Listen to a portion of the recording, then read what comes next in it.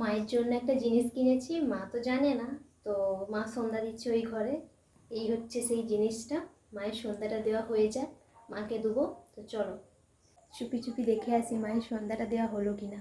এখনো সন্ধ্যা দেওয়া কমপ্লিট হয়নি, ঠাকুর নাম করছে আর আমি পিছন থেকে ভিডিও করতেছি।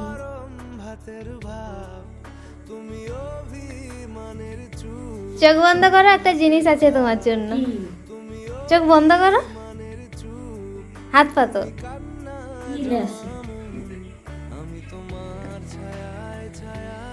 দেখো খোলা।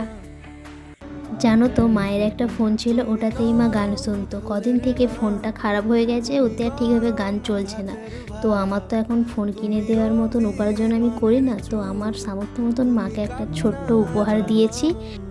এখানে আমায় জিজ্ঞাসা করছিল কেন কিনেছি, কেন আমার টাকাগুলো খরচ করছি। আমি তো আমার ওই ফোনেই গান শুনতাম।